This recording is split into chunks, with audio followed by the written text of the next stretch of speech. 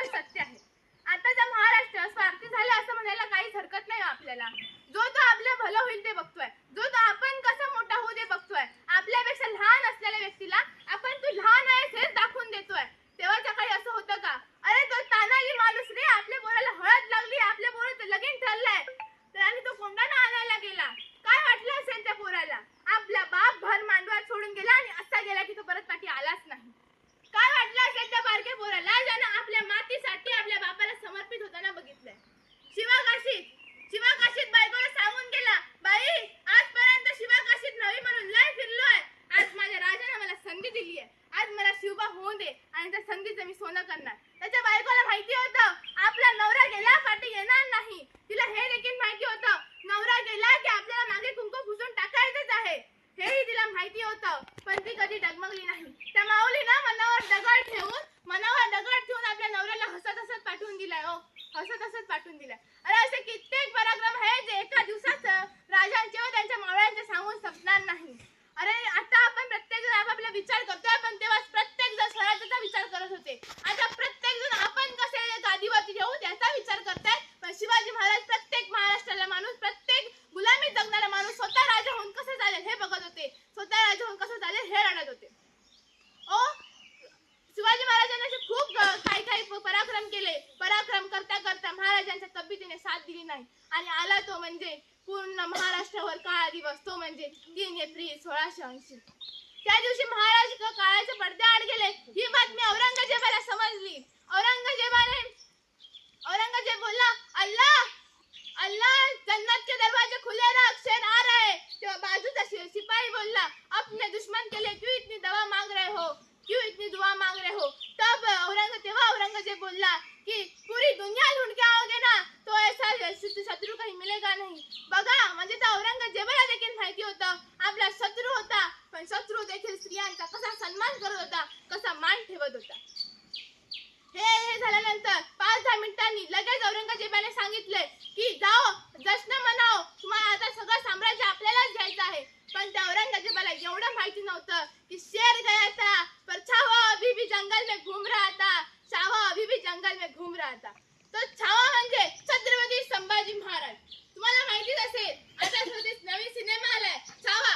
प्रत्येक जण छावा बघायला जात आहे. खरंच छावा बघण्यासारखीच गोष्ट आहे, कारण छत्रपती संभाजी महाराजांनी 120 पेक्षा जास्त लढाया जिंकल्या आणि छत्रपती शिवाजी महाराज असते तर ह्यापेक्षा मोठं आपण साम्राज्य जिंकू शकलं असतं. अरे पण काय असतं, आपल्यातील लोक आपण गद्दार निघाली आणि स्वतः फितुरी करून आपल्याच महाराजांना फसवलं. म्हणून आपल्याला पाहावे लागले ते शेवटचे 40 दिवस.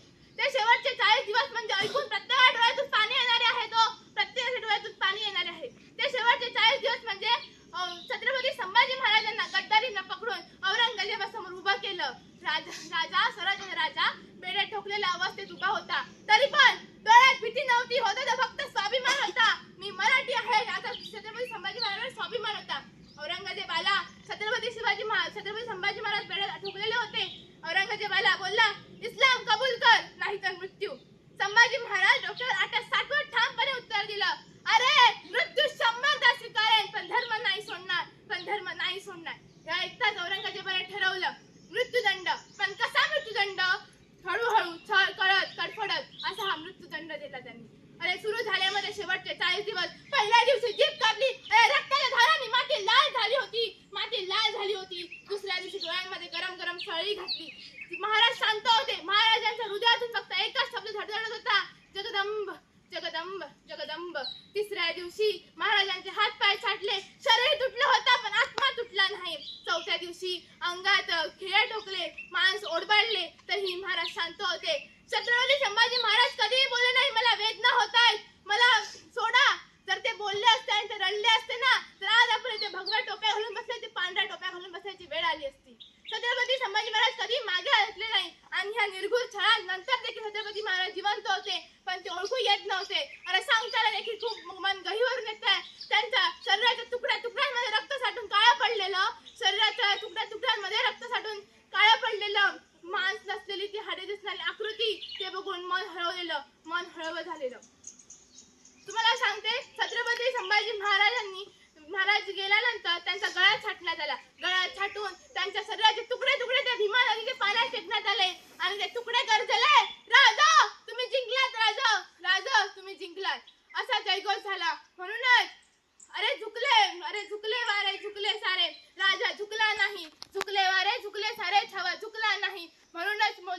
शिवाजीचा छावा कधी झुकला नाही, शिवाजीचा छावा कधी झुकला नाही. अशा दोन राजांनी संपूर्ण स्वराज्य घडवलं, अशा दोन राजांनी संपूर्ण स्वराज्य घडवलं. त्यांचा इतिहास आपण मरेपर्यंत कधी विसरू शकणार नाही. पण राजा, तुम्हाला मला जाता जाता एवढं सांगायचं आहे, राजा हे साले उपभोक्तर घेतातच पण जीवानिशी मारतात. साले उपभोक्तर घेतातच पण जीवानिशी मारतात. अत्याचार होतो 10 मिनिटात, त्यांना शिक्षा व्हायची लांब तर फक्त कॅन्डल मार्क चालतात, फक्त कॅन्डल मार्क चालतात. अत्याचार होतो 10 मिनिटात, 10 वर्ष न्यायाची वाट पाहावी लागते. अत्याचार होतो 10 मिनिटात, 10 वर्ष न्यायाची वाट पाहावी लागते. प्रत्येक न्यायाच्या टप्प्यावर पुन्हा तेच तेच सांगावे लागते, पुन्हा तेच तेच सांगावे लागते. हे ऐकून फक्त डोळ्यात पाणी साठतं, बातम्या वाचून फक्त डोळ्यात पाणी साठतं, पण कोणाच्या मनात येत नाही ह्यांना फाशी द्यायचं, कोणाच्या मनात येत नाही त्यांना फाशी द्यायचं. राजे, तुम्हा सगळ्यांना सांगू इच्छिते, शिवजयंती साजरी करा, नक्की शिवरायांचा आदर करा, पण एवढे नाही करू की तुम्ही जल्लोष करा, काही करा, पण दुसऱ्या दिवशी शिवाजी महाराजांच्या प्रत्येक गोष्टीचा सामावून वापर करा, त्यांचा आदर करा.